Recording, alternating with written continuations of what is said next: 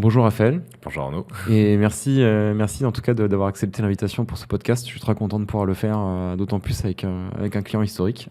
C'est un plaisir d'être là avec toi. Écoute, comme on fait avec les autres invités, c'est bien si toi tu peux te présenter, revenir un petit peu sur ton parcours et évidemment sur la création de Converteo pour que les gens situent un petit peu d'où tu viens et ce que tu as fait.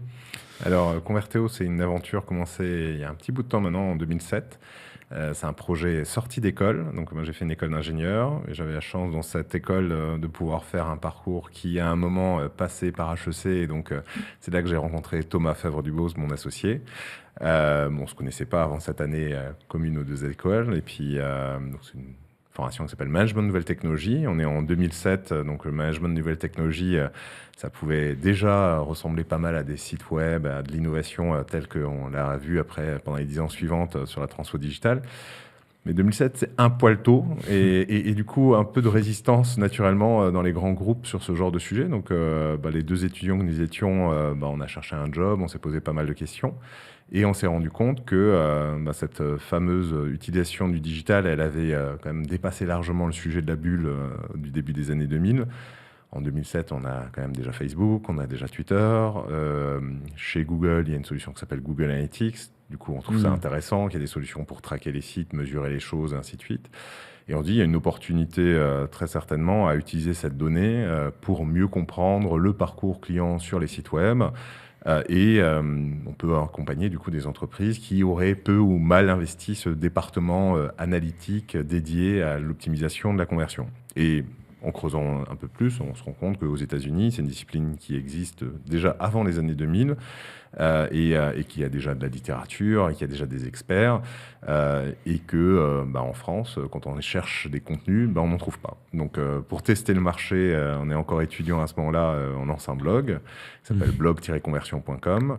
C'est en mars 2007 et très rapidement, on arrive à 1 millier d'abonnés à notre newsletter. Il y a des gens qui nous approchent en disant « Tiens, est-ce que vous vendez du savoir-faire ? Est-ce que vous mettez en situation de pouvoir au minimum évangéliser, former et si possible éventuellement aussi d'intervenir très concrètement sur nos problèmes de conversion ?» Et donc là, on s'est dit si deux jeunes étudiants avec quelques heures d'études bibliographiques et pas mal, je dirais, de débrouille peuvent créer de la valeur sur ce sujet-là, c'est qu'il y a en effet un besoin qui mérite d'être craqué.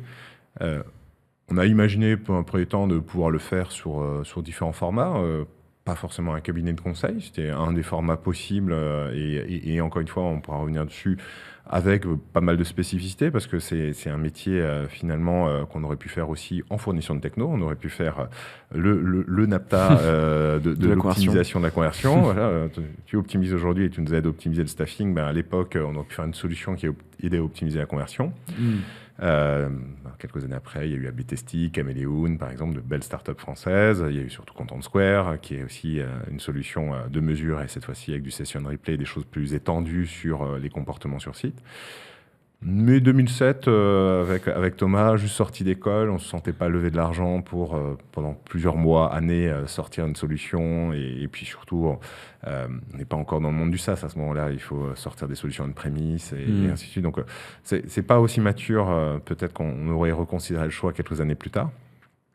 Et puis surtout, on aurait pu faire tout simplement une agence digitale. Il y en avait déjà quelques-unes sur le marché et on aurait pu se dire, tiens, on fait tout de suite des sites ultra performants, on va bien les penser et après on va accompagner nos clients dans l'exploitation de leur site, mais avec une formule un peu plus intégrée, un peu plus à service cette fois-ci. Et là, ce qui nous manquait, c'est deux choses. Déjà, un site web, ça signifie avoir une patte aussi. On est sur des discussions d'ergonomie, des discussions rationnelles et ainsi de suite, mais on est aussi sur un volet un peu plus créatif. Et donc, ni Thomas ni moi sommes de grands créatifs. On s'est dit, tout ce qui peut se discuter autour d'une table, on veut bien. Mais si à un moment, c'est j'aime pas, ça va risquer de braquer un petit peu notre méthodologie et surtout notre patience. Donc, on s'est dit, ne nous mettons pas à ce genre de thématique aujourd'hui au menu et on va plutôt travailler sur ce volet, analyser de la donnée, optimiser des parcours, optimiser le pricing, optimiser le category management, optimiser tous les leviers du marketing qui sont beaucoup plus quantifiables directement. Même si aujourd'hui, on pourra y revenir, on sait quantifier aussi la créa. Aujourd'hui, on peut faire des tests de créa, on peut regarder s'il y a des axes créatifs qui sont plus performants. On a possibilité de le faire. À l'époque, c'était un peu plus lointain et pas directement accessible. Donc, on s'est dit, on veut faire une offre qui tourne autour de la collecte d'une bonne data qui a une finalité d'analyse, surtout analyser cette donnée, amener des recommandations, et si possible, naturellement, aller jusqu'au bout, c'est-à-dire livrer ces recommandations et avoir la boucle de rétro-feedback qu'a peu de cabinets de conseil en réalité. Et déjà à l'époque, on a senti que là, on amenait une forme de conseil alors beaucoup plus agile, avec des temps beaucoup plus courts, et avec du coup une possibilité d'avoir un retour très visible sur les recommandations. On disait souvent conseilleur, pas payeur. Là, on avait la possibilité quand même de se dire à l'échelle de 3 à 6 mois, ce qu'on va mettre en œuvre, ça va ou pas améliorer le taux de conversion. On va pouvoir l'A/B tester, on va pouvoir mesurer l'uplift. Très tôt, par exemple, on a réfléchi à des modèles à la perf, et là on s'est dit, bon, il va falloir être aussi très bon d'un point de vue juridique, parce que autant quand on fait du cost killing, on travaille avec des enveloppes définies, autant lorsque j'améliore un chiffre d'affaires, il y a toujours des discussions et des compétitions sur oui, mais au même moment, on avait une politique commerciale qui était meilleure, et puis au même moment, on a lancé notre nouveau produit, et puis au même moment, j'ai changé le stagiaire qui a mieux piloté le levier marketing de ce type-là. Donc, en fait, on s'en rendait compte que pour pouvoir arriver à isoler notre performance, il fallait aussi qu'on soit d'accord sur le protocole de mesure et éventuellement même se donner les moyens que ce protocole neutralise à un moment donné d'autres leviers et d'autres actions. Donc, c'était très contraignant. Et donc, du coup, on a toujours dit, bon, on aura la possibilité d'accéder à la data pour vérifier qu'on va dans le bon sens, mais aller jusqu'à mesurer exactement l'impact isolé de ce que l'on souhaite faire pour, à la fin, économiquement, isoler la valeur de notre prestation, c'est peut-être un peu trop et pas forcément ce qui est attendu par nos clients. Donc, voilà, donc on a exploré des modèles, on s'est inspiré un petit peu de ce qu'on voyait.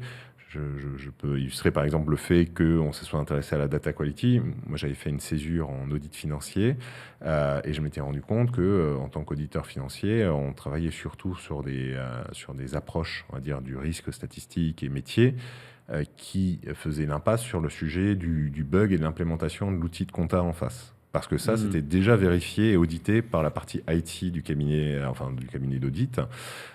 Et donc ça, c'était vraiment sous contrôle. Quand on faisait la somme de 2 liasses, on savait que la consolidation se passait plutôt bien et qu'il ne fallait pas investiguer si en plus il n'y avait pas un bug dans les chiffres qu'on était en train d'observer.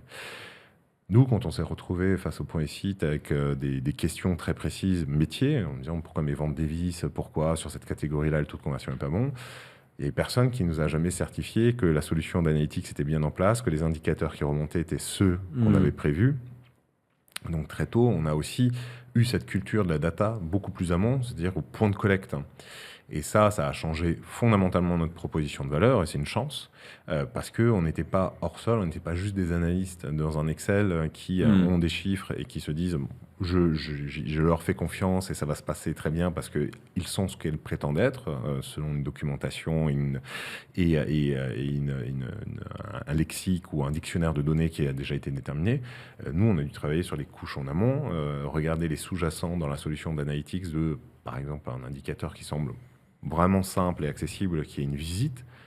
C'est quoi une visite? En fait, ça n'a aucune espèce de sens logique d'un point de vue navigation web, parce qu'il n'y a pas de signal envoyé par un navigateur lorsque la visite est finie. Il y a un signal quand la page est appelée, mais il n'y a pas un signal quand la personne a quitté la page et puis devant son écran, et ainsi de suite. Donc, il a fallu qu'on pose une hypothèse qui est 30 minutes où il n'y a plus d'appel. Je décrète que c'est la fin de la visite. Mais c'est une pure hypothèse d'un ingénieur. Un autre aurait pu plugger un 25 minutes, d'autres auraient pu mettre 20 minutes. Et donc, du coup, si on regarde la réalité d'un usage multitable maintenant et ainsi de suite d'un consommateur, on se rend même compte que la notion de visite n'a pas beaucoup de sens. Mais c'est resté un indicateur, une currency qu'on utilise encore aujourd'hui pour la valeur de mes visites, combien de visites, et ainsi de suite. Donc, c'est un indicateur. C'est pas naturellement la panacée, et c'est pas celui à terme, naturellement, aujourd'hui, qui fait tourner les business.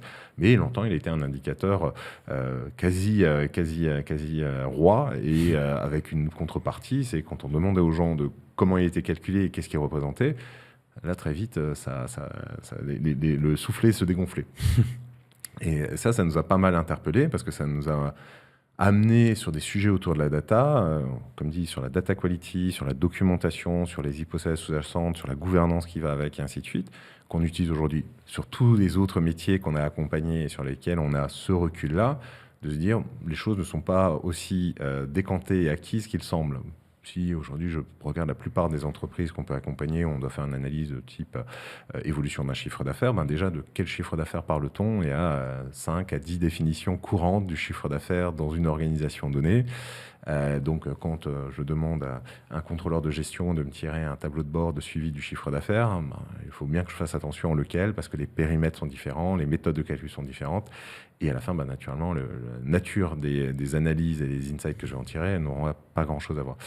Donc ça, c'est ce qui est intéressant, c'est d'avoir commencé tout petit avec cette démarche très itérative et progressive de qu'est-ce qu'on doit construire comme offre, qu'est-ce qu'on doit apporter au marché et comment on ne peut pas se contenter juste d'avoir une vue d'aigle quand en réalité le diable est dans le détail et c'est ce détail-là qui peut cacher des phénomènes assez importants.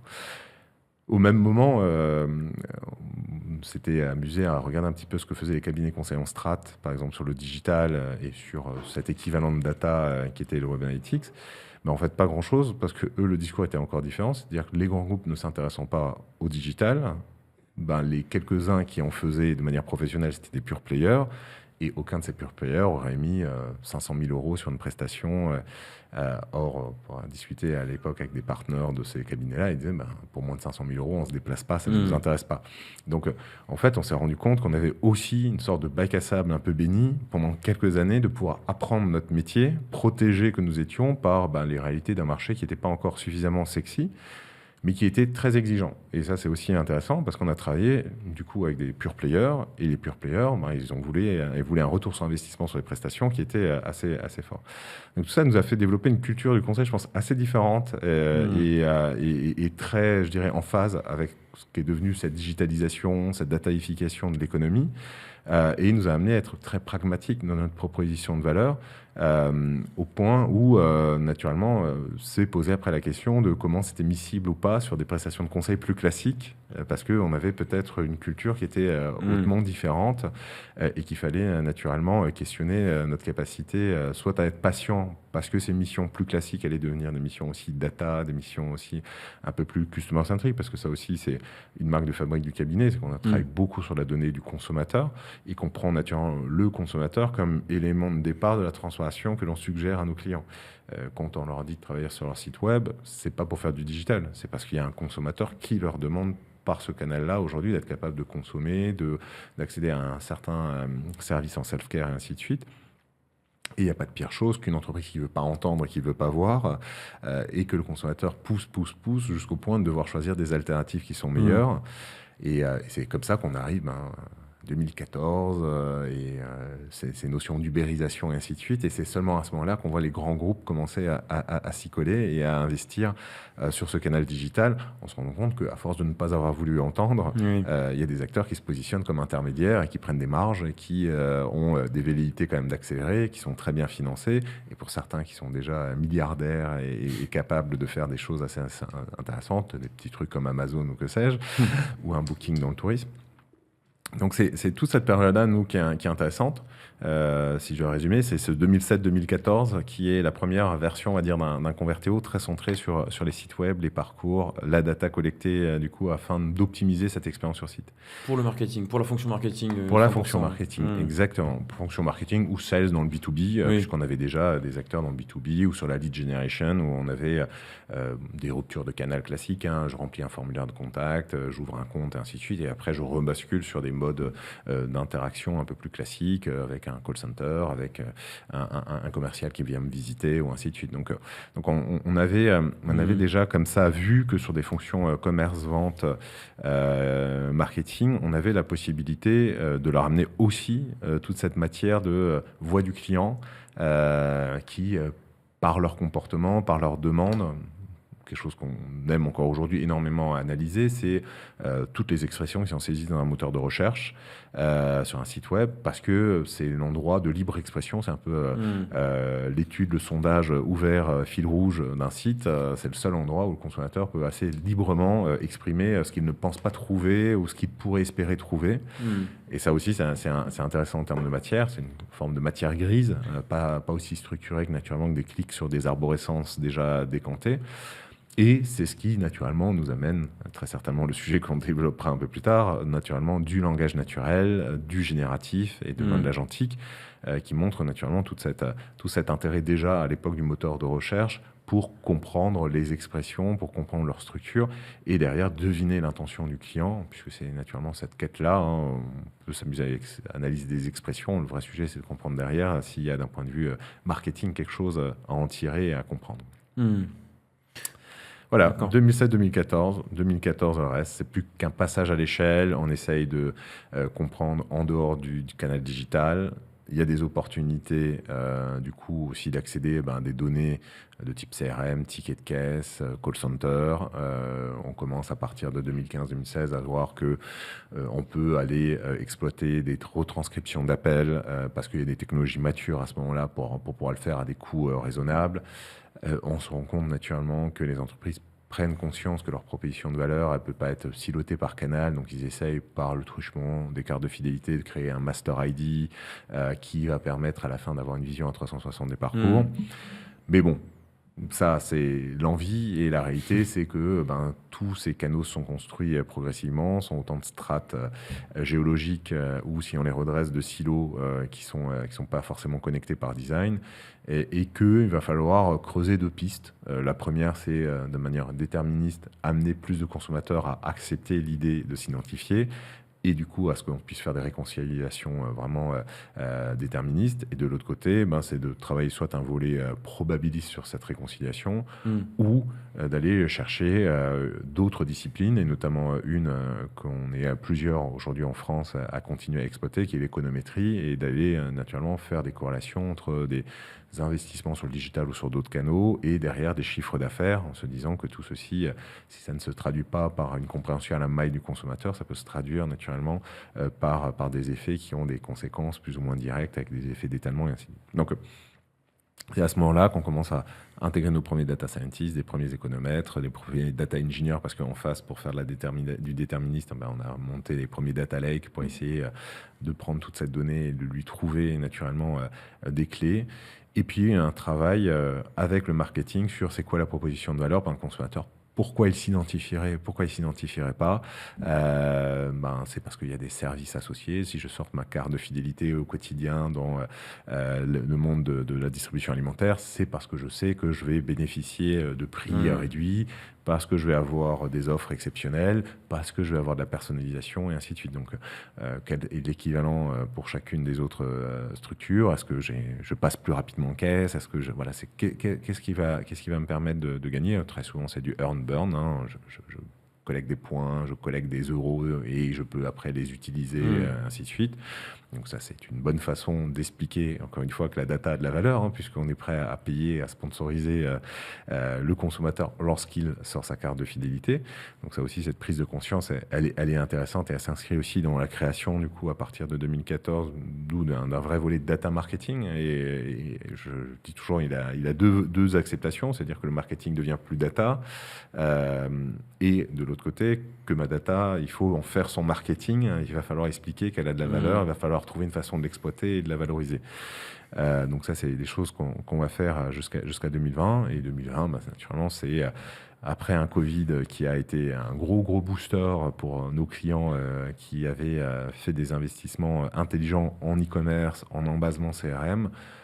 Ils ont retrouvé, on va dire, beaucoup de visibilité dans les organisations, notamment chez les acteurs du retail. Le directeur e-commerce est devenu quelqu'un de très important quand tous les magasins étaient fermés et que c'était la seule manière d'interagir et d'acheter les produits d'une enseigne.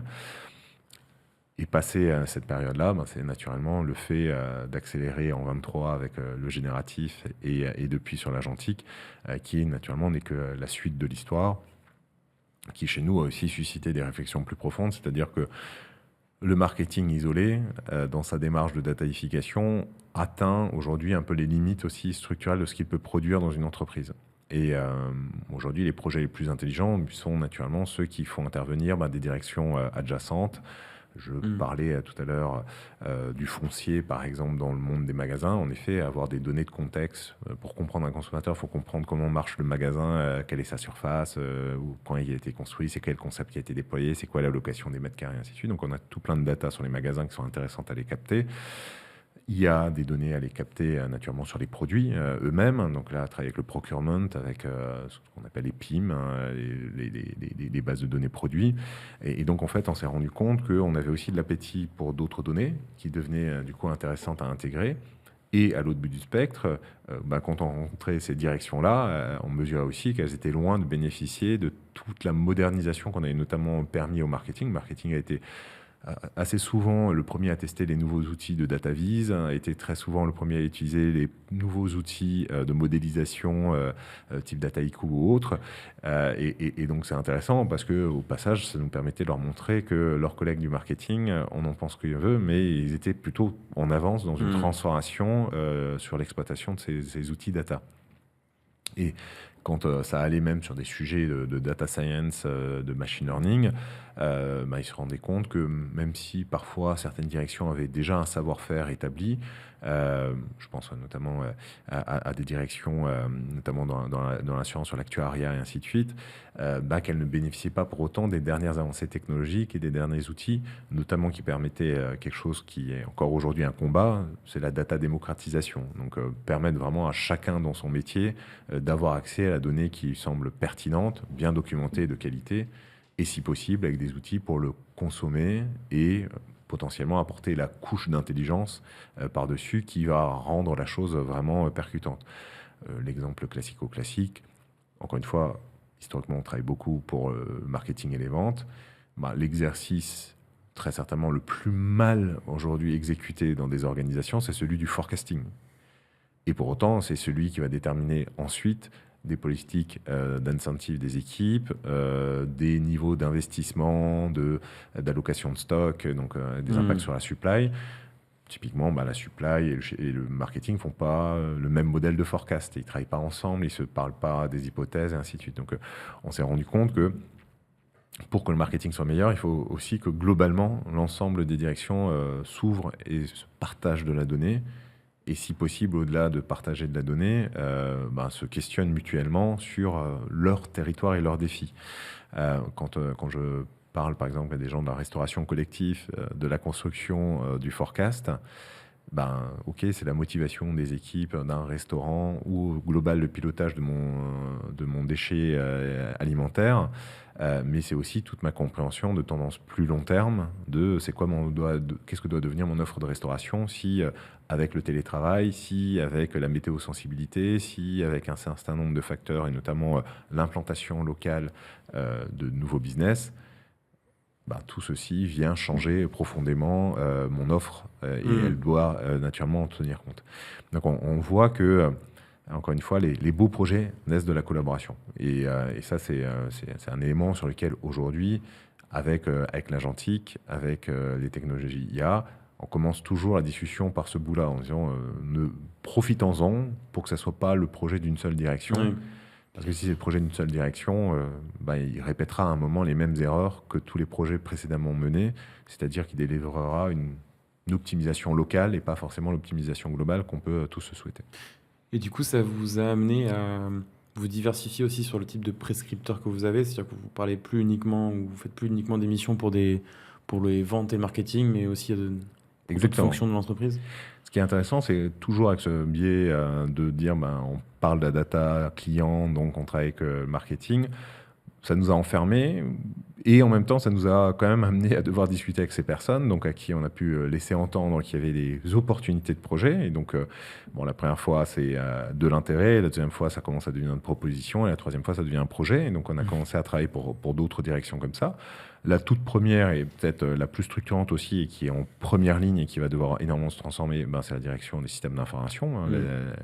L'IT a déjà dû absorber le cloud et le digital. Là, maintenant, naturellement, on leur demande de se transformer une nouvelle fois pour pouvoir absorber potentiellement le low-code, no-code qui vient avec l'agentique, potentiellement absorber ces agents et ce qu'ils vont amener comme transformation. Donc, naturellement, DSI hyper intéressant et des discussions aussi qui deviennent de plus en plus business. Et ça aussi, je pense que c'est la grande révolution derrière d'un métier qui pensait le risque, d'un métier qui pensait des investissements multi-annuels sur des infrastructures. Là, maintenant, il doit aussi se dire c'est quoi le time to market.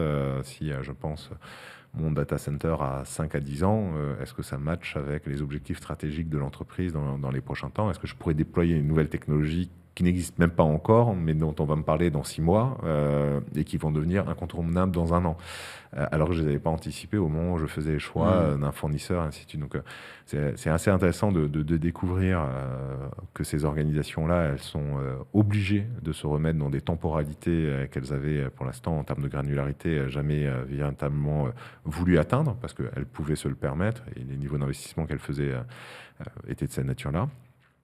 Et à côté, aussi de mesurer à quel point le DSI est plus qu'un partenaire pour d'autres directions. Le marketing a quelque chose d'intéressant, c'est qu'il est puissant finalement dans une organisation et surtout plutôt bien peuplé en termes de nombre d'individus.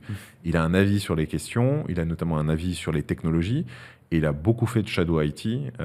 Toute la période digitale, les premiers sites web, ils étaient très souvent pas dans les prérogatives du DSI, ça a été fait par des directions business, qui, après, à un moment, on leur a expliqué que si elles voulaient pouvoir accéder et notamment se connecter à l'ERP de l'entreprise, si elles voulaient fluidifier un certain nombre de parcours clients, il fallait naturellement pouvoir rentrer dans le legacy. Et ce legacy-là, c'était en effet le territoire du DSI. Donc, on rajoute la méthode agile, toute la conduite de projet qui a pas mal évolué. Mais une fois qu'on dit tout ça, on mesure que le DSI, sur d'autres métiers, il est beaucoup plus que juste un fournisseur et un appui. Il est même quelqu'un qui peut penser à la place de métiers qui n'ont pas naturellement tout le recul et tous les moyens, notamment en termes ils n'ont pas forcément d'assistance à maîtrise d'ouvrage, si je dois le dire dans des termes un peu anciens, pas très product, mais voilà, ils n'ont pas forcément les PO qui sont capables de représenter leurs intérêts.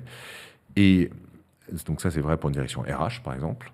Et ça, on s'en parlait un petit peu sur les outils de staffing, les outils de SIRH de manière générale. Il y a des DSI qui sont en effet en situation parfois de choisir pour les RH l'outil, ce qui semble après coup pas neutre, mais qui montre aussi que là on a un vrai sujet de se positionner et fournir de la valeur finalement au DSI pour qu'il puisse mieux comprendre le besoin du RH.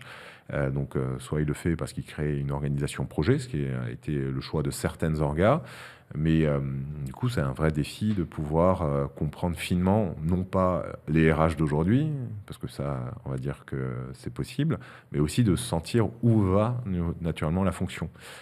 Et donc, c'est là où on se dit, on peut, en tant qu'acteur conseil, par exemple à une fonction RH, amener aussi tout le recul de ce qu'on a fait pour le consommateur, puisque il y a toujours ce sujet de la symétrie de l'attention. On sert mieux nos clients qu'on sert ses collaborateurs. Oui, mais là, on peut aujourd'hui quand même resynchroniser davantage les choses.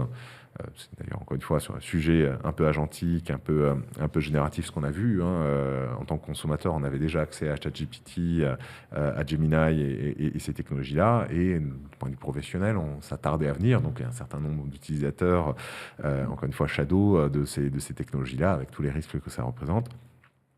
Et donc, c'est là où ça devient intéressant, c'est qu'il va falloir aller plus vite. Il va falloir plus vite pour aider à transformer le métier du RH. Mais c'est aussi vrai, je parlais de la supply chain. Une supply chain, aujourd'hui, elle est soumise à des enjeux de reconfiguration, de démondialisation, de Covid, une guerre en Ukraine et ainsi de suite, qui fait que elle doit aussi gagner en célérité et tout en pariant sur des technologies plus ambitieuses, mais moins coûteuses à développer parce que c'est plus le timing, on n'a pas les moyens, et en même temps rapide parce que c'est pour tout de suite et c'est pas pour dans 6 mois, ou encore moins pour dans 6 ans. Donc on a la supply, la finance dont j'ai déjà parlé chez certains de nos clients. On a déployé des solutions de type BI à la base pour permettre de nouveaux business, en se disant ils sont déjà équipés en BI, mais ces outils ont un certain âge, l'interne semble satisfait, en tout cas il s'en est pas plein. Le projet en l'occurrence est notamment dans une collaboration entre un retailer et ses fournisseurs, et de fournir une plateforme où le fournisseur peut venir voir l'état de ses ventes magasin par magasin, canal web, ainsi de suite.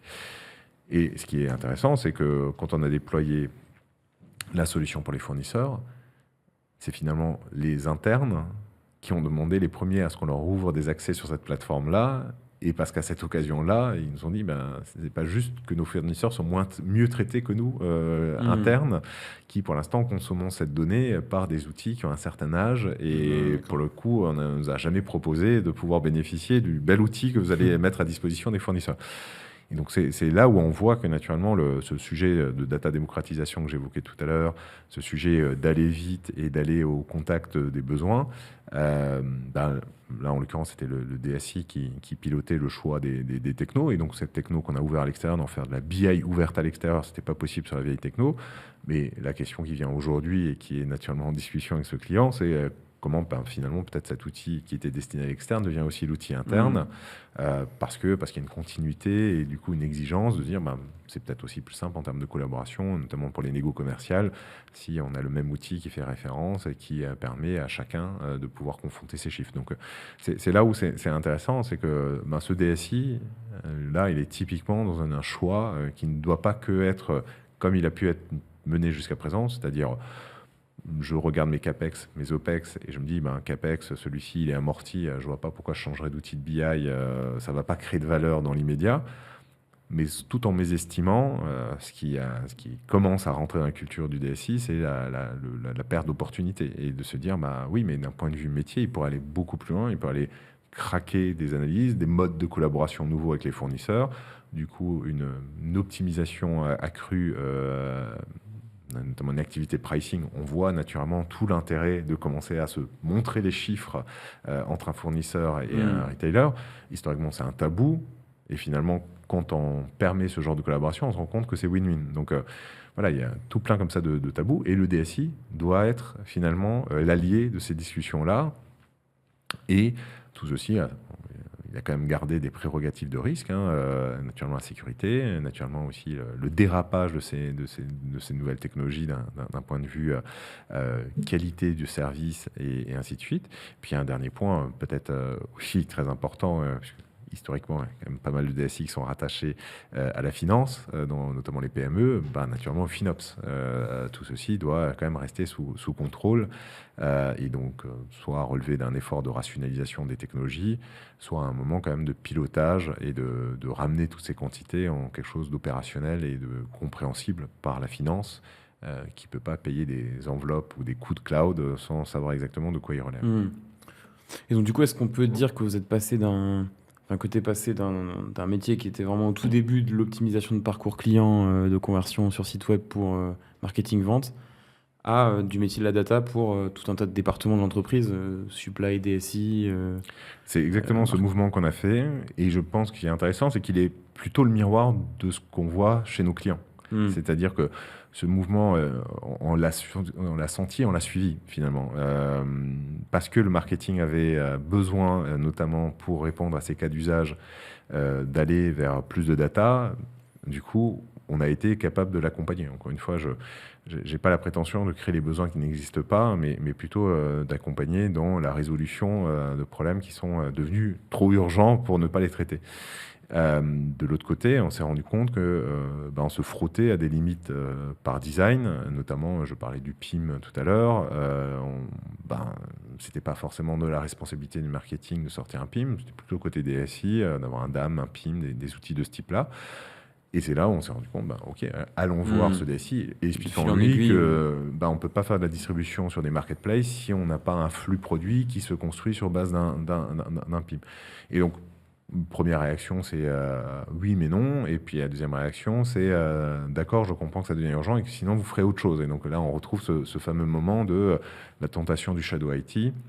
Oui. Et de comprendre que finalement, ça viendra. Donc c'est une question de juste trouver aussi dans la roadmap, dans les ressources, ou un mode différent, c'est-à-dire ne pas forcément le faire porter par l'interne. Et donc typiquement de travailler avec des ESN ou d'autres acteurs pour après faire ce build à l'extérieur, ou d'être aussi un peu plus ouvert. Et je pense que c'est l'autre truc qu'on a appris, c'est par essence, notamment quand on a commencé à devenir un peu plus ESN, et je dis souvent on est un cabinet conseil hybride aujourd'hui, donc on a plus de 25% de nos équipes qui sont tech, donc qui sont des devs, des analytics engineers, des DE, qui sont capables, donc, et globalement qui écrivent des lignes de code, là où naturellement les autres sont plutôt dans PowerPoint ou Excel en train de faire des analyses.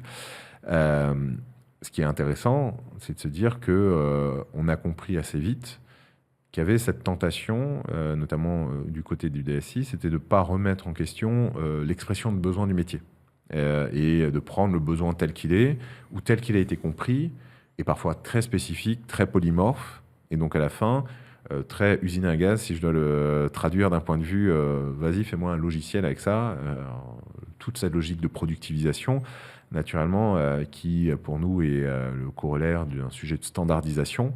Il n'y avait pas ce genre de réflexion chez nos clients.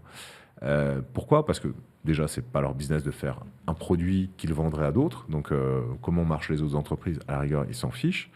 Mais c'est quand ils ont commencé naturellement à avoir, la possibilité de recourir à des solutions de marché qui se sont dit, mais tiens, elles sont faites comment ? C'est quoi les logiques métiers qui ont été sous-jacentes ? Et je dis souvent, un SaaS, c'est une contrainte externalisée où je n'ai pas la main sur le code, donc qui progressivement, par itération et par évolution, devient la moyenne du besoin de ses utilisateurs. Et donc là où il n'y a pas un standard de marché, il se construit finalement par itération et par décantation. Et quand ce SaaS devient le leader, du coup, ça devient la façon de travailler officielle d'un marché.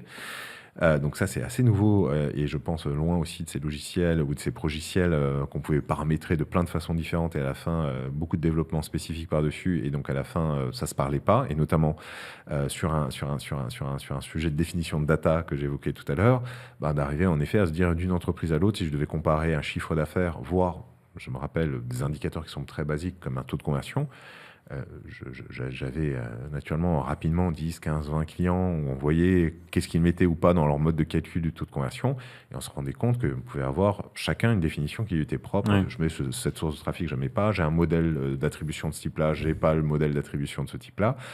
Et à la fin, je leur disais, bon, si même vous vouliez, dans une réunion, vous partager vos taux de conversion, ça n'aurait aucun sens. Il est vachement gros ton taux de conversion. Oui, mais attends, il faut que je te montre ce que j'ai mis dedans et ce que j'ai pas mis dedans, ce que j'ai eu comme modèle de prise en considération du multitouch ou pas.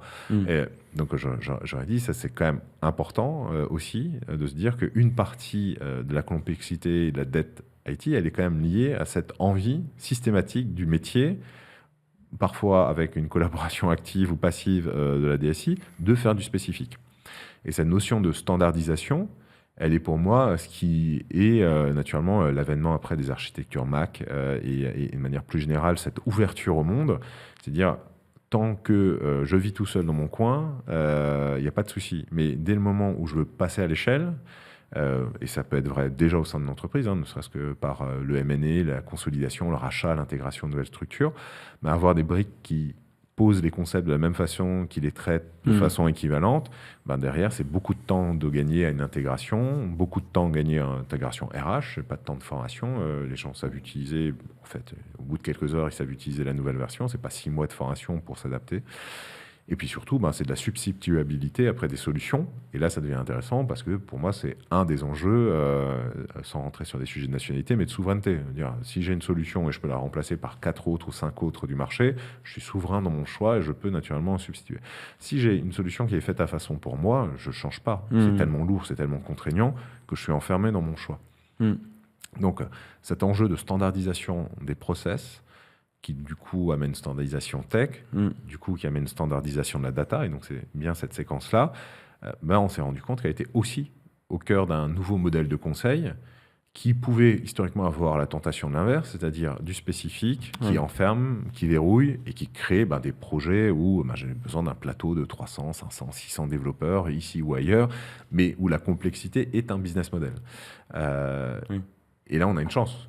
parce qu'on s'était rentré très tard dans le game des ESN, avec cette activité additionnelle qui nous permettait de délivrer finalement une vision et notamment faire respecter les go-to-market qu'on avait indiqués. Quand on disait, on pense qu'avec le bon choix de technologie, avec éventuellement le recours à un SaaS, c'est déployable en 6 semaines ou en 6 mois.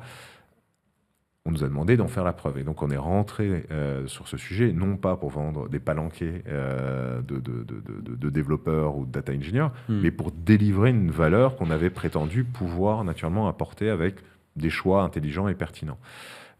Et donc là, on s'est confronté en disant, ben oui, mais si on ne le fait pas nous-mêmes, on va se frotter à des ESN qui ont un business basé sur la complexité et qui, eux, n'ont aucun intérêt à expliquer aux clients que c'est faisable en 6 semaines ou en 6 mois, quand le doute est permis que ça puisse durer 1 an ou 2 ans et que ça leur garantit un certain nombre de revenus de la sorte.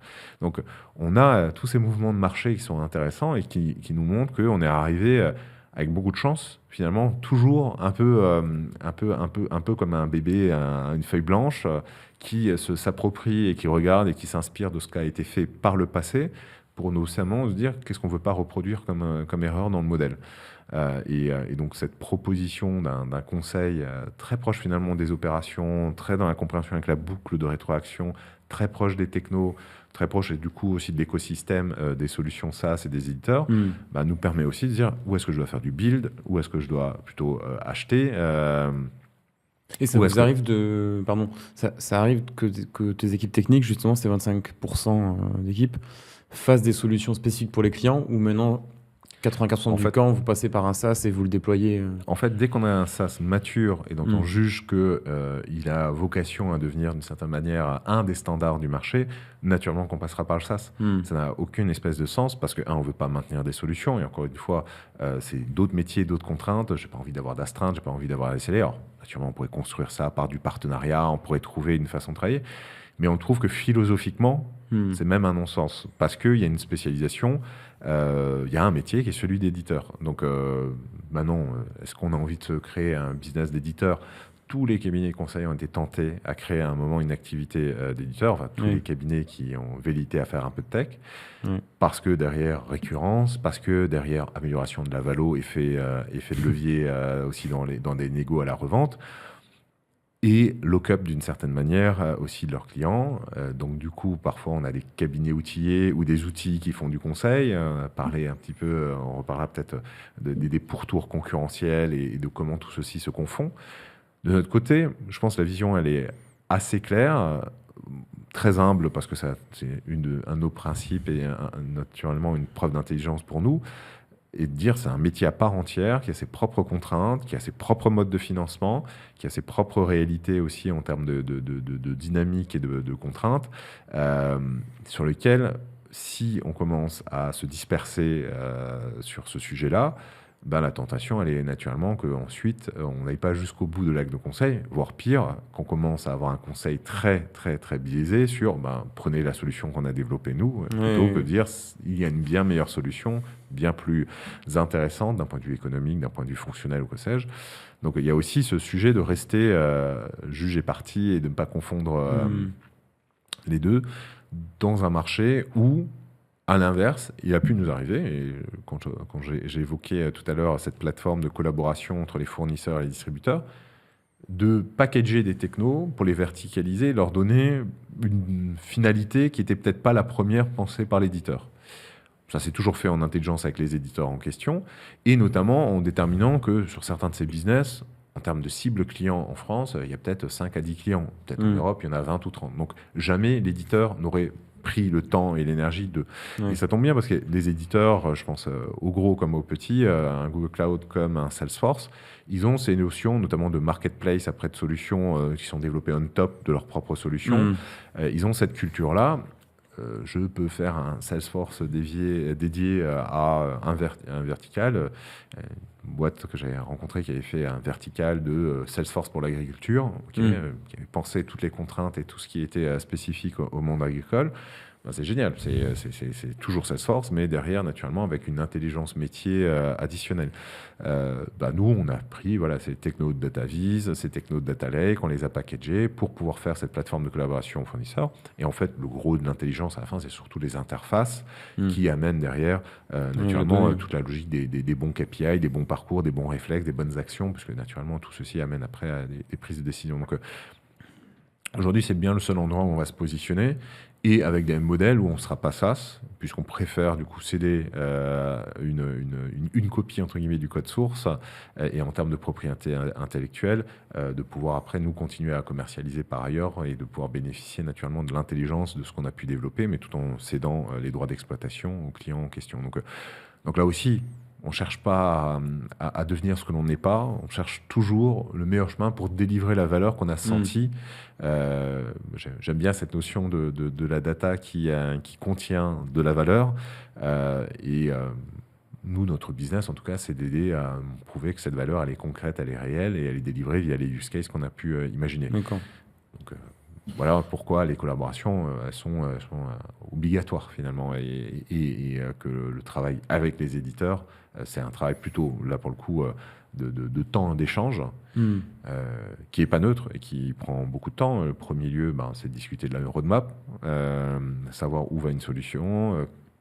Notamment, nous, on peut ramener du feedback client, on peut amener aussi du feedback de power user, puisque finalement, très souvent, les clients sont des utilisateurs, on va dire, de premier à deuxième niveau. Nous, comme on a autant l'angle un peu intégrateur, un peu back-office de la solution, plus des niveaux d'analyse et d'exploitation avancés, voire des envies de penser des cas d'usage nouveaux qui sont un peu en limite de territoire. Du coup, là, il y a des échanges hyper intéressants sur la partie roadmap.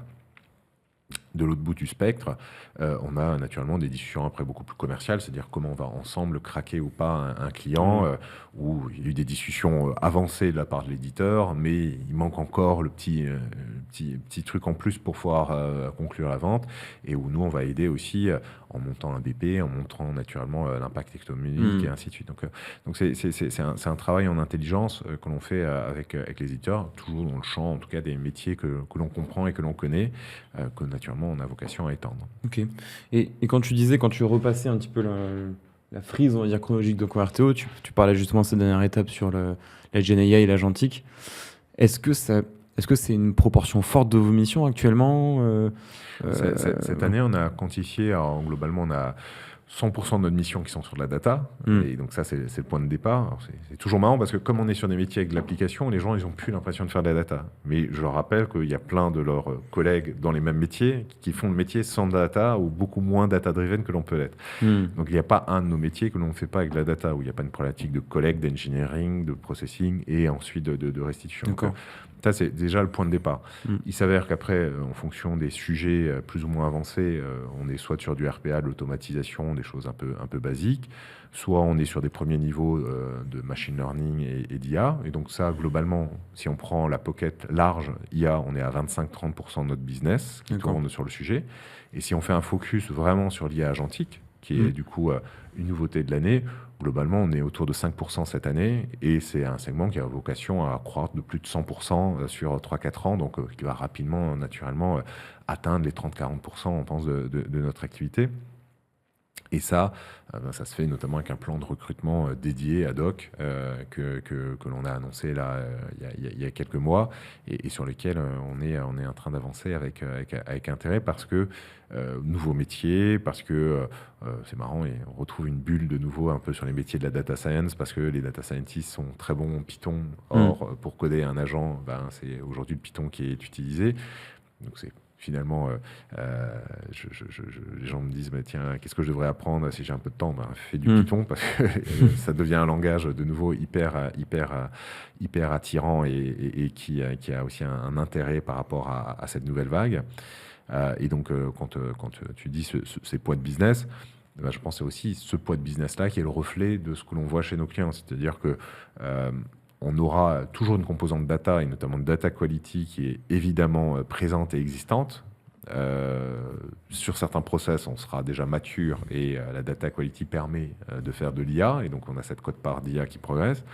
Sur d'autres métiers, on peut être tenté de lancer une mission de cadrage IA et très rapidement se rendre compte qu'on va se retrouver face à des difficultés indépassables si on n'investit pas sur la data quality et sur l'amont.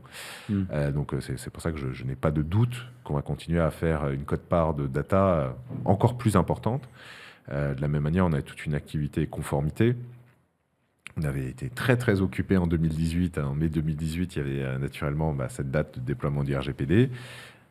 Et là, en ce moment, on a plein de demandes et de sollicitations à nouveau sur le sujet parce que naturellement, tout le monde a pu voir que si l'IA Act attire beaucoup l'attention, le sous-jacent, c'est quand même que le RGPD reste une réglementation qui est plus que jamais le vrai socle sous l'IA Act pour la plupart des entreprises. Je ne parle pas des fournisseurs de LLM et autres sociétés qui font de la R&D notamment et qui travaillent sur, par exemple, des modèles pour la santé où là, la donnée est très très sensible.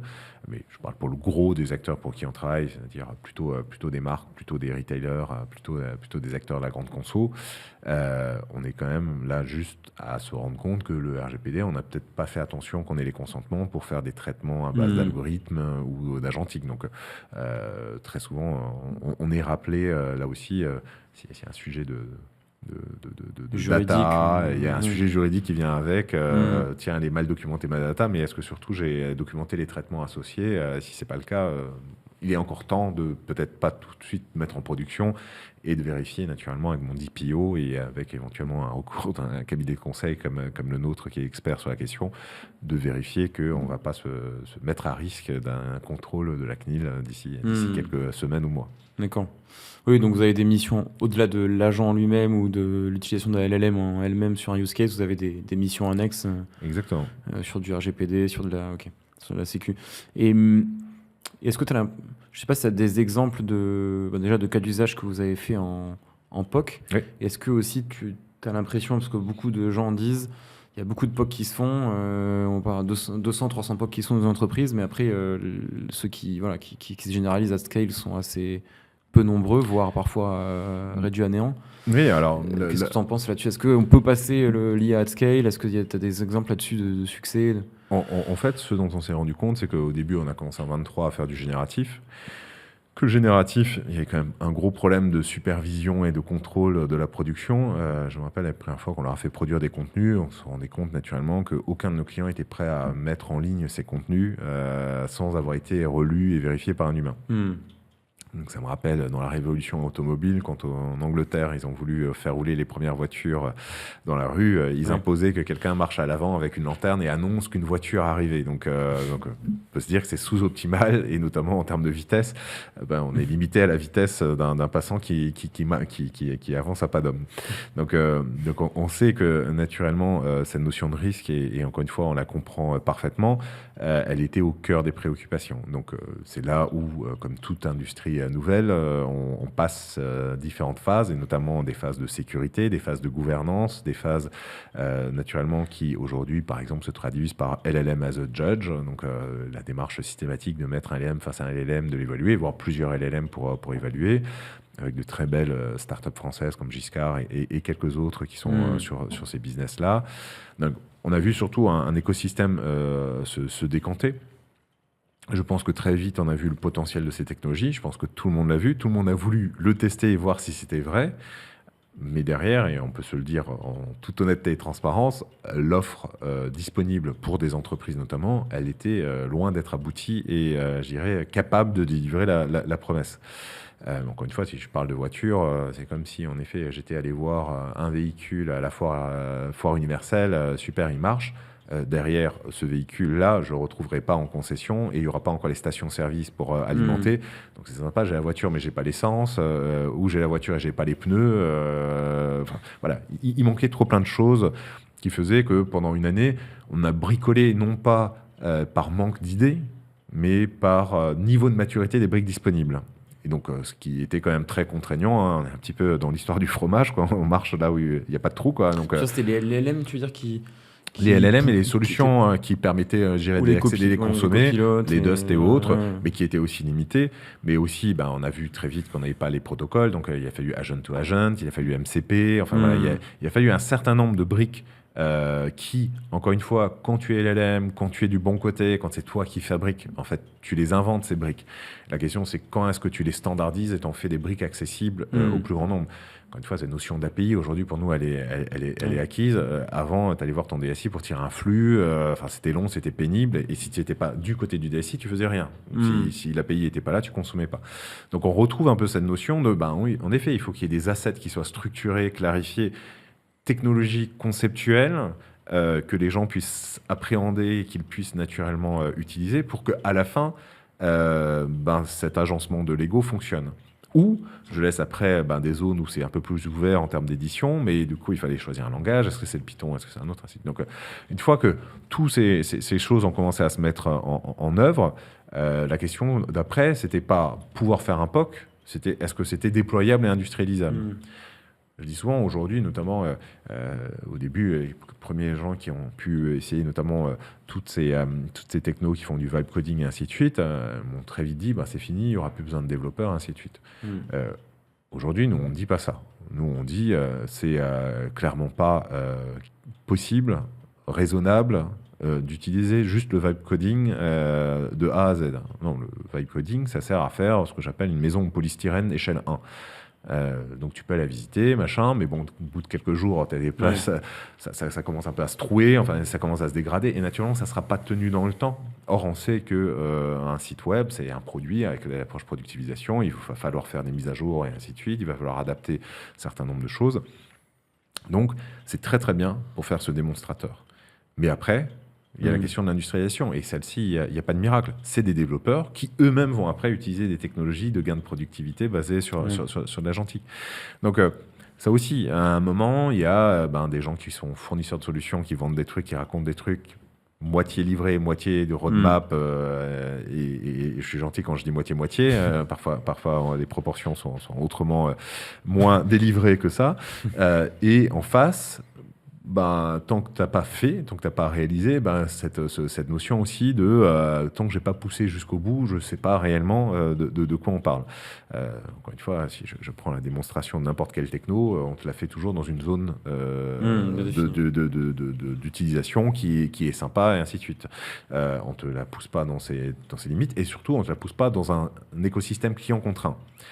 Et ça, c'est l'autre truc, c'est naturellement, pour faire de la mise en production, il faut aussi que ça puisse être compatible avec des legacy, il faut aussi que ça soit compatible avec des équipes. Donc, entre la conduite du changement et derrière l'intégration dans des systèmes existants, en effet, il a fallu aussi que tous ces fournisseurs de LLM et de technologies adjacentes prennent en considération ces aspects-là. Et c'est pour ça que moi, j'avais des discussions avec Dust ou avec d'autres acteurs. Très rapidement, ils se sont dit, mais notre cible la plus simple, ça serait de travailler pour d'autres startups et d'autres scale-up parce qu'ils ont des legacy beaucoup plus réduits ou des systèmes qui sont déjà très APIisés, des systèmes qui sont plutôt des techno-copines qu'on a tous et ainsi de suite. Ils utilisent Slack, ils utilisent les derniers EDI et ainsi de suite. Donc, tout va être simple. Et puis après, tu veux travailler avec les grands comptes et là, tu dis, OK, il y a une partie de peut-être nouvelles activités qui ont choisi ces technos, la petite filiale d'innovation qui a choisi ça.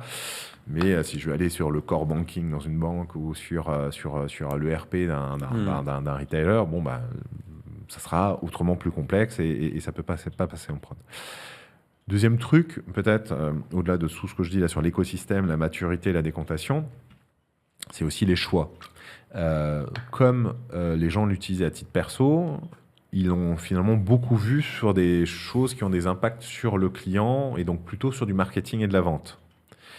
Et ça aussi, on est en droit de questionner si c'était les meilleurs cas d'usage ou ceux, en tout cas, où on délivrait le plus de valeur.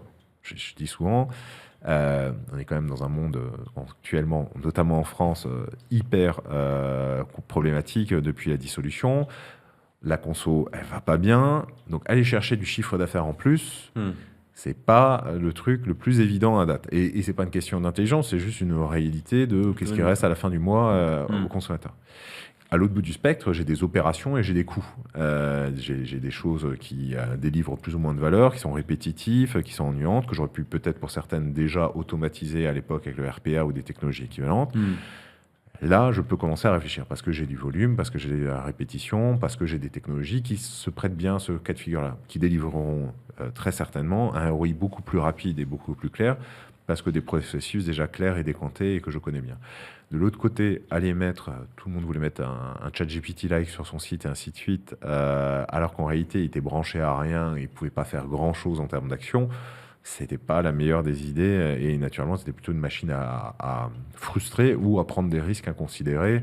On a tous vu ce fameuse histoire d'un module de chat déployé sur un site d'une compagnie aérienne au Canada et en l'occurrence l'outil a proposé, ou en tout cas a considéré que quelque part dans la politique commerciale, le billet était remboursable. Or, c'était pas le cas et le consommateur n'a pas été remboursé, mais il a attaqué en disant votre agent commercial chat, il m'a dit que c'était remboursable, donc c'est remboursable. Et donc, du coup, grosse question sur est-ce que c'est ce que le chat dit ou est-ce que c'est ce qui est dans les 1000 pages de politique commerciale qui est la politique commerciale. Et le consommateur a gagné le procès. Donc preuve que, naturellement, il faut faire un peu attention. Ce que tu veux dire, c'est que vous faites plus de cas d'usage de GenAI sur de l'opération. Aujourd'hui, nous, on essaye. Du marketing, on essaye vraiment pas de décourager, mais d'encourager, de ne pas avoir que, je dirais, le réflexe premier qui serait de vouloir, en effet, réinventer l'expérience client. Alors, cette expérience, elle se réinvente. Et ça, notamment, sans même que les entreprises le souhaitent. Et encore une fois, en France, on est un peu préservé. On n'a pas encore Google Overview qui est déployé en attente d'une réglementation sur le droit voisin, ainsi de suite. Mais force est de constater qu'avec des outils qui permettent d'accéder différemment à la donnée, voire même qui peuvent déployer leurs propres agents pour acheter à ta place, à la fin, l'expérience, elle se retrouve de fait modifiée structurellement. Après, c'est une question de taux d'adoption. Pour l'instant, on parle de 5 à 10% des personnes qui ont pu tester, qui ont pu le faire plus ou moins régulièrement. Naturellement, si ce taux progresse, ça va assez fondamentalement chambouler les choses. On a déjà vu, de toute façon, aux États-Unis, quand Google Overview a été déployé, qu'il y avait des baisses de 30% du trafic sur les sites web. Donc voilà, il va y avoir ce genre d'impact le jour où Google Overview va être déployé. Donc, ça, c'est déjà la partie qu'on ne maîtrise pas. Je veux dire, toute marque va plus ou moins le subir. Alors, naturellement, il y a une technique d'optimisation. On essaye tous d'essayer de craquer comment ça se fait que je suis plus ou moins cité par ces outils. Et ensuite, des projets internes. Et ces projets internes, très souvent, on va nous dire, OK, le marketing a des besoins, il veut produire plus de contenu, il veut personnaliser ses contenus. OK, très bien, pas de souci. Mais est-ce que vous n'avez pas quand même quelque chose sur les opérations, sur la gestion de tickets, par exemple, ce qu'on appelle l'ITSM, donc les services managers en IT? Parce que ça, c'est intéressant, c'est répétitif, il y a des gros volumes. Donc, on a monté une offre sur, par exemple, l'agentique pour l'ITSM. Parce que c'est quelque chose, c'est un métier qui est très connu, on sait le coût que ça représente et c'est aujourd'hui traité par des humains avec des systèmes de premier niveau, deuxième niveau, ainsi de suite. L'autre truc, naturellement, là pour le coup, qu'on avait tous vu arriver et qui est un secteur, en tout cas un métier qui est très perturbé, c'est celui, naturellement, des plateformes de relations clients. Et là, naturellement, on a tous très rapidement dit, mais et si demain, ça remplaçait les téléconseillers? Et donc là, on est un petit peu à l'hybride parce que parfois le téléconseiller est un peu utilisé comme une FAQ qui dit pas son nom. Il va gérer un certain nombre de tickets. Tout n'est pas que de l'acte vente et du commerce. Donc là, l'idée n'est pas d'aller remplacer le téléconseiller sur un rôle de télévente, puisque là, on voit encore une fois l'intérêt de l'humain. Et on pourra discuter. Là, on essaye plutôt de vendre des missions de formation, accompagnement des téléconseillers en s'appuyant sur l'IA agentique comme Buddy, comme prospect synthétique pour l'entraîner, notamment avec une startup qui s'appelle Solers. Et là, on regarde plutôt tout le côté, c'est quand toi tu appelles et que tu attends d'habitude longtemps parce que file d'attente et ainsi de suite, et tu as un problème à résoudre, ta box ne redémarre pas, enfin tu as un souci. Ou tu as une erreur sur ta facture et tu vas avoir une explication. Tout ce volet-là, finalement, encore une fois, ça c'est très processé. On a la même, par exemple, dans le monde des mutuelles sur la vérification des pièces lorsque tu montes un dossier de remboursement. On a la même dans toute la partie assurantielle quand tu déclares un sinistre, quand il faut produire les pièces et ainsi de suite. Donc ça, c'est du process et des choses très encadrées. Un peu différent d'une vente où il y a toujours une part de comment je sors exactement et comment je m'adapte et comment j'ai un acte de séduction et Mm. là, c'est très factuel, il faut cocher, j'ai ce document-là, je suis désolé, la date ne matche pas, votre pièce, je ne peux pas l'accepter, ainsi de suite. Donc sur ces tâches répétitives-là, qu'on appelle opérations, j'aime bien les qualifier comme ça, là, on regarde vraiment, et notamment, on est en train de travailler, notamment avec les technos d'OpenAI, temps réel, voix, à essayer de monter un call center, VoiceBot, qui entre guillemets, va gérer. Et alors, en termes de révolution, là, c'est juste extraordinaire. C'est plus un téléconseiller va prendre votre appel, et une demi-heure après, tu as Oui. encore, pour la troisième fois, le redémarrage de l'ensemble de Vivaldi. Mais de se dire, bah, je téléphone, ça décroche tout de suite. J'ai tout de suite cet agent. Et où on a aussi cette acceptabilité. Et ça, je pense que c'est le dernier point, qui est le nerf de la guerre. C'est là où le consommateur ne sera pas surpris qu'une entreprise puisse recourir à de l'agentique. Quand c'est de la formation, de l'accompagnement interne, là, c'est un sujet naturellement du contrat social avec les équipes, de comment tout ceci a un impact ou pas sur l'emploi. On pourra en discuter. Il y aura forcément un impact sur l'emploi. Je ne vois pas comment on y échappe. Mais il y a aussi un sujet de l'acceptabilité du consommateur. Oui. Vous êtes gentil, là, c'est un coup de fil de prospection. Vous n'allez pas me mettre un agent entre les pattes. Enfin, vous mettez un vrai humain, quitte à m'embêter, au moins que ce soit quelqu'un à qui je peux le dire que je suis très ennuyé. Donc, on a ce sujet d'acceptabilité qui fait aussi que progressivement, ces sujets d'opération, ils sont beaucoup plus tolérables. Et encore une fois, s'il y a derrière, il y a de la vitesse, un indicateur classique dans un call center, c'est la durée de l'appel. Moins ça dure, moins ça coûte, puisque c'est du temps homme. Mais ça marche aussi très bien avec les robots. Donc, moins ça coûte, moins ça dure, moins ça coûte. Et le consommateur, il est content. Je veux dire, si son problème est résolu en 2 fois moins de temps, c'est très très bien aussi. Donc c'est tous ces sujets-là où, surtout ce qu'on se propose par rapport à l'engouement initial, c'est de regarder, comme toujours, on a un adage, on a des principes de consulting chez Converteo. Il y en a un on en a 9, et il y en a un qui dit digital natif, mais pas naïf. Et pourquoi? Parce que déjà, avec la vague de révolution digitale, on avait vu nos clients tenter de vouloir mettre du digital partout et pour résoudre tous les problèmes. Et parfois pour résoudre des problèmes qu'ils n'avaient pas résolus en fait structurellement et fondamentalement dans le métier. Donc une discussion qu'ils ne voulaient pas avoir entre eux, qu'ils ne voulaient pas clarifier, soi-disant le digital allait le régler. Par exemple, j'avais eu des discussions en 2010 déjà avec des réseaux bancaires qui me demandaient quel est l'avenir de nos agences. Est-ce qu'on en a trop? Est-ce qu'on va toutes les fermer? On n'aura plus qu'un canal digital? Je dis, mais c'est pas comme ça qu'il faut poser la question. C'est en quoi une agence est meilleure que le canal digital? Et du coup, à partir de là, on peut avoir une discussion beaucoup plus structurée et intéressante que juste l'un ou l'autre. C'est très certainement les deux et pas pour les mêmes choses.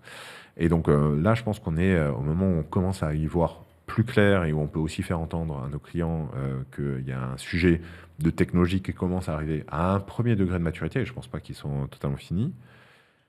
Et donc, du coup, les use cases, et c'est ce que je disais tout à l'heure, c'est aussi en fonction de, aujourd'hui, des connecteurs, les MCP développés, parce que sinon, ça met un peu plus de temps. S'il faut que je me crée un MCP sur un nouveau SaaS que je ne connais pas encore, ainsi de suite, il faut intégrer un peu plus de délai. Donc, nous, par exemple, quand on l'a fait en interne, donc on a pris Gemini Enterprise comme outil pour déployer nos agents.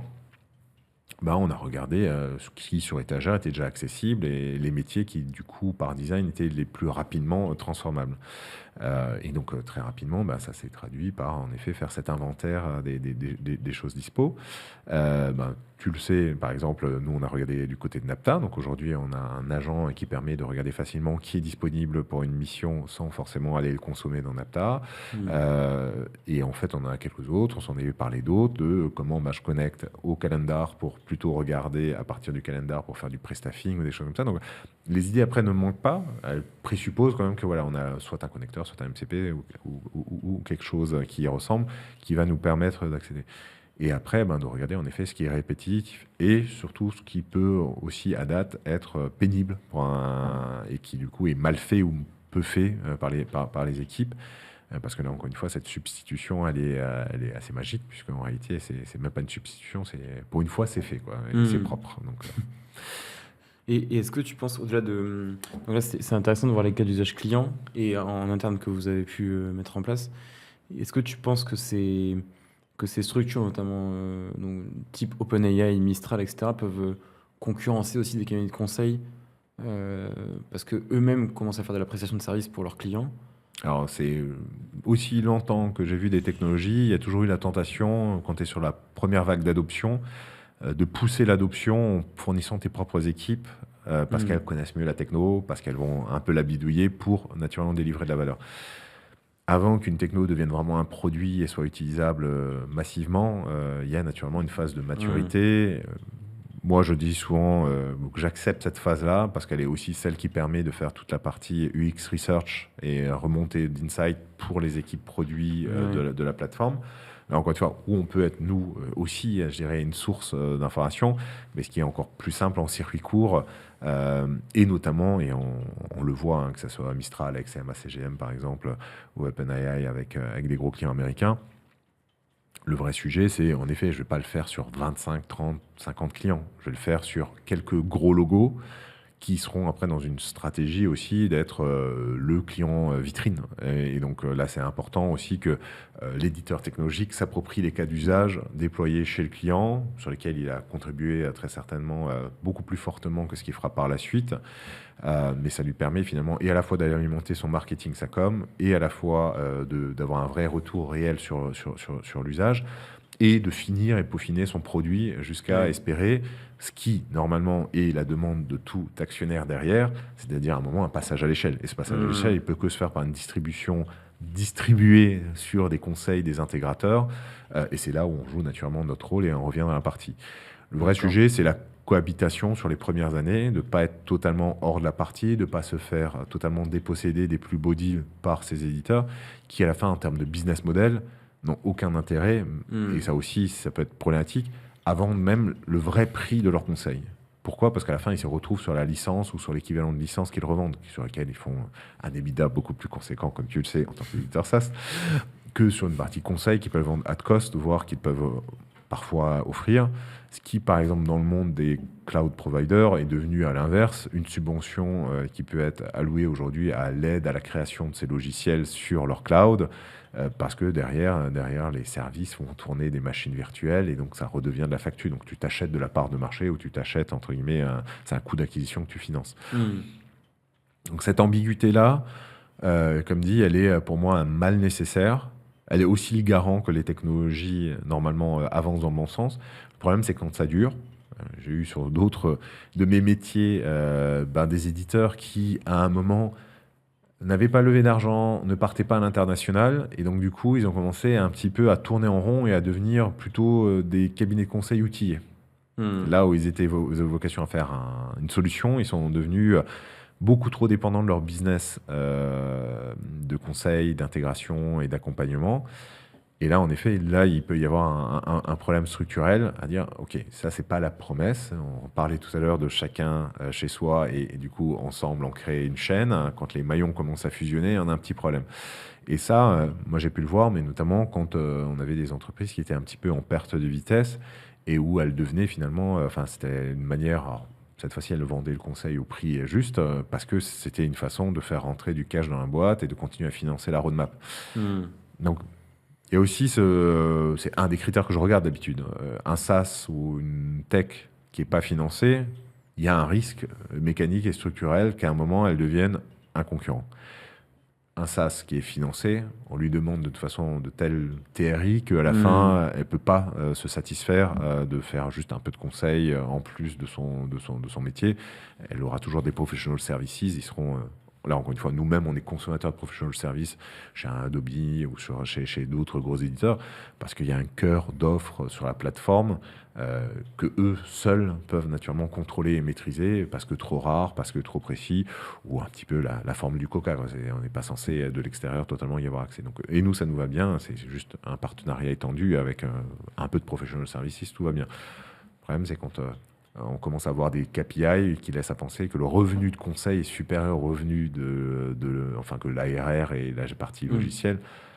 Là, on peut commencer à douter que la trajectoire est celle d'une collaboration à terme avec un écosystème de conseil. Ok.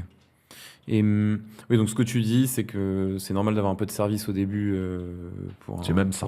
Je pense que c'est même ça. Mais qu'à terme, ça C'est plutôt les cabinets de conseil qui en profitent, qui en bénéficieront. Si les choses Et continuent à se passer ouais. comme elles se sont toujours passées, et naturellement, on s'est tous posé la question de est-ce qu'il y a un business model spécifique aux agents? Est-ce qu'on va créer nos collections d'agents, qu'on va tous surentraîner et rendre meilleurs? Comment on protège cette propriété intellectuelle? Pour l'instant, il n'y a pas de réponse qui me semble probante. J'ai amusé même avec des étudiants là, de l'ESCP à les faire travailler sur cette étude de cas. Il y a rien qui me laisse à penser aujourd'hui qu'on ait totalement les moyens de protéger un prompt et d'être en capacité par ailleurs en effet, protéger un apprentissage. Et vraiment, il y a une question sur plutôt à l'inverse, et c'est beaucoup plus intéressant, et je pense, et pour l'éditeur et pour nous, de comment plutôt, peut-être à terme, trouver des modèles qui, plus souvent, intègrent une part de value base et pas que cost base et avec un markup. Et cette approche-là, elle est pour l'instant la partie qui m'intéresserait plus finalement à creuser que celle de redevenir moi-même un éditeur qui vend un abonnement à une collection d'agents. Je veux dire, on y a tous pensé, on a tous envisagé, Hmm. mais je ne crois pas à la pérennité de ce business-là. Je pense qu'il y a... Ah, d'avoir un cabinet de conseil avec beaucoup d'agents tu veux dire, qui font les Oui, prestations de oui, services? et qui Hmm. même monétiserait une forme à un moment de plateforme d'agents que tu mets à Hmm. disposition de ton client Je et pense que qui c'est pas paye. forcément l'avenir d'un cabinet de conseil d'une ESN de. Bah, je me pose la question, encore une fois, sur quand on regarde la réalité derrière aussi de ce qu'est un cabinet de conseil. Qu'est-ce qu'un cabinet de conseil? Est-ce que c'est la somme des individus qui le composent? Est-ce qu'il y a un goodwill qui le dépasse? Est-ce qu'il y a une méthode? Il y a Hmm. des choses, une qualité dans le recrutement, une façon, ou en tout cas une sélectivité qui est pas que toujours sur le hard et ainsi de suite, avec de la formation, ainsi de suite. On peut faire le parallèle, on peut essayer de faire le parallèle avec l'entraînement et les agents et regarder en quoi ils seraient spécifiques. Et on peut aussi se dire en quoi ils seraient protégeables et non réplicables. Monter un cabinet de conseil, c'est à la portée de n'importe qui. Il n'y a pas de Hmm. coût d'entrée dans le Hmm. monde du conseil. Il n'y a vraiment rien qui interdit à un freelance de tout d'un coup avoir un deuxième collègue, puis un troisième, un quatrième, un cinquième, et ça devient de fait le début d'un cabinet de conseil. Donc, notre réflexion elle doit être plutôt là-dessus. Et se dire comment je continue à attirer, à former les meilleurs. Parce que la transformation qu'on doit aujourd'hui affronter, et je parlais tout à l'heure de quand même l'impact social que ça va avoir, l'impact organisationnel que ça représente, ça ne se passera pas juste en apportant une technologie dans une organisation. Là, Hmm. je crains, et pour tous ceux qui s'imaginent qu'il suffit juste d'avoir une technologie, le technosolutionnisme, il a toujours une limite. Et elle est notamment l'adoption. Et l'adoption, elle est aujourd'hui plus ou moins évidente sur certains cas d'usage. Elle est beaucoup plus structurellement discutable sur d'autres qui peuvent notamment pointer du doigt l'inefficacité ou l'inutilité d'une partie du travail réalisé par certaines de mes équipes. Hmm. Si on en vient naturellement à ce genre de choses, derrière, qui est suffisamment stupide pour scier la branche sur laquelle il est assise et déployer la chose, l'adopter et dire bon bah maintenant je ne sers à plus rien. Moi je pose la question du sabotage si tout ceci n'est pas accompagné intelligemment et notamment en anticipation en disant de toute façon cette équipe là très à risque par rapport à ce qu'on est en train de développer et donc il faut naturellement accompagner et avoir un discours de transparence sur est-ce que leur métier a une Hmm. possibilité d'être maintenu et si oui, avec quelles compétences et savoir-faire parce que c'est pas la même chose, si je prends un truc classique, on parlait de recouvrement de factures, d'administration des ventes, c'est une chose de le faire tous les jours, ce n'est une autre demain de superviser des agents, Hmm. de conceptualiser son métier et du coup de pouvoir être le manager de ces agents qui feraient de l'administration des ventes, qui est un processus bête et méchant. Il y a une adresse mail à qui il faut envoyer la facture. Si c'est pas payé à telle date, tu relances. Ainsi de suite. Enfin, tout ceci s'écrit, se devine, ou en tout cas s'automatise assez bien. Par contre, commencer à piloter des KPI, commencer à regarder ce process, commencer à voir que certains s'amusent à tester l'agent et à le balader un petit peu, à faire durer, et on a des délais de paiement qui... Là, on commence naturellement à dire, c'est peut-être pas la même personne qui faisait les factures et qui va superviser les agents qui font les factures. Et ça, en tout cas, ça fait partie, je pense, des questions assez légitimes en termes de bilan de compétences à faire, notamment dans les organisations, en disant, OK, quelle est la partie du métier qui est automatisable? Du coup, si on regarde un métier qui est à 30% automatisable, est-ce que ça veut dire 30% de réduction des équipes ou ça veut dire 30% de libération à chacun d'un peu de temps? Ça n'a déjà pas la même conséquence à la fin sur la politique de l'emploi. Deuxième sujet, si en effet on se dit c'est 30% d'équipes en moins, bon, ben ça peut être absorbable et ça peut s'organiser. Et on s'en parlait, la France a ça de spécifique qu'on n'ajuste pas un effectif à moindre coût sans des conséquences. Un 30%, ça peut se gérer, mais sur des temporalités, avec des départs en retraite, avec un churn et ainsi de suite. Si on veut le faire beaucoup plus vite, il y aura une question. Et ça aussi, c'est, je pense, une des questions qui va se poser pour tous les cabinets de conseil quand on commencera à avoir des cas d'usage qui, d'une certaine manière, se justifient par une réduction de la masse salariale.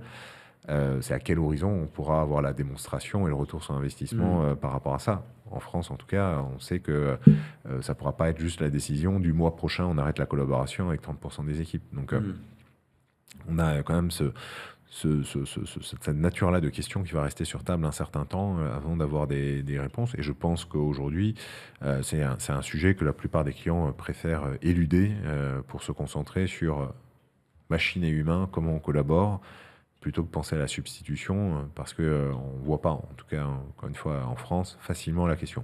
Aux États-Unis, ça avait déjà été traité, puisque on a vu cette volonté de Klarna de virer la totalité de son call center et de sa relation client. Voilà, aux États-Unis, c'est une décision qui se prend sur un coin de table, et le mois d'après ou 2 mois après, je peux prendre la décision totalement opposée et remonter mon équipe from scratch. On sait que on a cette forme d'amortisseur en France qui fait qu'on n'aura pas de mouvement aussi clair. Et en plus, parce que ça s'inscrit dans du dialogue social, parce qu'il y a des organisations syndicales, ainsi de suite. Donc, et à la fois, c'est très bien, et notamment, ça doit amener à prendre des décisions qui s'inscrivent dans le temps. Et à la fois, ça pose la question de à quel point on arrivera à démontrer aussi le ROI, après, sur certains cas d'usage, si le ROI provient d'une réduction des effectifs. Ok. Et dernière question, parce que je vois l'heure qui tourne, mais tu parlais justement de ce pourcentage automatisable dans une fiche de poste. Si on prend justement un consultant, est-ce que certes, un cabinet de conseil ne pourra pas être une somme d'agents, je pense que ça on est d'accord, mais est-ce que tu as déjà des exemples de tâches d'un consultant qui sont automatisées chez vous, Bien sûr. qui permettent de l'augmenter ou de le rendre plus productif? Totalement. Tout le travail de scrapping, tout le travail de digest, tout le travail de retranscription d'entretien, d'interview, tout le travail de prescripting, par exemple, sur une interview aussi, et s'écrire les questions, ainsi de suite. Sur toutes ces tâches-là, naturellement, depuis qu'on a, même avant d'avoir Gemini Enterprise, et déjà ces versions précédentes, on l'utilise, on le met à profit. Traduction de slide, le premier passe, elle est faite en automatique. Qu'est-ce qui est d'habitude dévolu à un junior? Ça va être de la fusion de certaines présentations, tout le travail de synthèse. Voilà, sur toutes ces tâches-là, aujourd'hui à date, naturellement, qu'ils s'appuient sur les technos. Ça nous questionne, parce que naturellement, c'était aussi au passage, quand je fais une synthèse d'un document, c'est l'occasion de me l'approprier, donc c'était l'occasion de le voir. Si maintenant j'en ai plus que la synthèse, je passe à côté d'un certain nombre d'éléments. Donc en termes de formation, ça pose quand même des questions. Nous, on est aujourd'hui à se dire, le court-termisme, c'est ce côté très utilitaire. Ok, j'ai ma synthèse, mais la synthèse est un prétexte pour un apprentissage. L'apprentissage de faire une synthèse, mais surtout l'apprentissage des savoirs qui étaient intégrés dans la synthèse. À date, cet équilibre, c'est notamment aussi après la densité de tâches que l'on va donner à un junior. Donc si on va jusqu'au bout et qu'on dit au junior, en effet, j'optimise ta fiche de poste et ton temps pour qu'il n'y ait pas de temps où tu pourrais par exemple refaire à la main ou reprendre le temps de relire les documents. Là, en effet, on va passer à côté des apprentissages. Nous, aujourd'hui, on ne cherche pas cette optimisation-là. On cherche surtout, et je pense que c'est plus profond, à remettre en perspective des dimensions de polyvalence, des notions de conceptualisation qui sont propres du métier de conseil, pour se dire qu'on leur laisse le temps de lire et de comprendre, et surtout, on veut être sûr qu'ils ne vont pas louper la prochaine vague, qu'ils vont devoir du coup se confronter à des tâches classiques, mais surtout ils doivent commencer à anticiper que la valeur réelle du consultant, ça sera demain dans sa capacité à expliquer et à faire adhérer un plus grand nombre. Donc L'idée, c'est déjà de ne pas les braquer eux, de ne pas leur montrer qu'aujourd'hui, on aurait des arbitrages du type, bon, avant, on aurait pris 5 juniors ou 5 stagiaires et dorénavant, on n'en prend qu'un. Pour l'instant, on n'en est pas à ce genre d'arbitrage-là, mais plutôt de se dire, on essaie de rendre votre boulot plus sympa, parce que cette synthèse, elle est déjà faite, elle vous dérisque, elle vous permet de peut-être pas faire des nocturnes, elle vous permet d'être rapide. Mais c'est surtout de ça dont on parle. Pour les plus seniors, naturellement, ils sont eux aussi préoccupés de se dire, si j'ai des juniors qui n'ont pas fait toutes les mêmes étapes que moi, à quel point je peux me dire qu'ils sont fiables. Parce que s'ils ont juste été des presse-boutons, est-ce qu'ils auront atteint la maturité à un moment de pouvoir prendre des tâches à plus forte valeur ajoutée? Ça, c'est vraiment une question, je pense, assez fondamentale. Le minimum aujourd'hui que l'on vise, c'est de surveiller, on va dire, les tendances, mais il y a une conjoncture dont on s'est parlé, le marché en 23-24 s'est calmé. Je ne pense pas que ça soit le fruit aujourd'hui de l'IA. Je pense surtout que c'est naturellement entre la guerre en Ukraine, le ralentissement économique et la dissolution en France, une bonne situation de geler les invests et de ne pas faire de projet. Donc, de fait, dans un cabinet, ça signifie réduire les embauches. Mais pour l'instant, le vrai sujet, c'est à quel point on réenclenche des pyramides qui ressemblent à celles d'avant, ou qui étaient peut-être un peu plus évasées, ou un peu plus, je dirais, sous forme de building et moins de pyramide, en se disant un senior, un junior, pas plus, parce que il va falloir travailler différemment dans les apprentissages, être un peu plus proche. Mais peut-être même aussi avec une forme de reverse mentoring pour être certain que les juniors fassent aussi bénéficier des gens un peu plus expérimentés de ce qu'ils ont appris de leurs expériences à eux dans le monde universitaire et ainsi de suite. Donc, je pense qu'en tout cas, il faut qu'on préserve un dialogue générationnel, sinon on va en effet avoir un problème à un moment de pyramide et de business model. D'accord. Non, mais merci beaucoup, Je t'en prie. Raphaël. Très intéressant. Et puis au plaisir de refaire un podcast sur ce sujet qui est, qui va nous infini, animer. qui est infini et très, très, très long terme. C'était un plaisir et je serais ravi de revenir pour te dire ce que je vois d'ici là en termes d'évolution et très certainement avec des choses encore un peu plus concrètes. Merci beaucoup. À bientôt. À bientôt.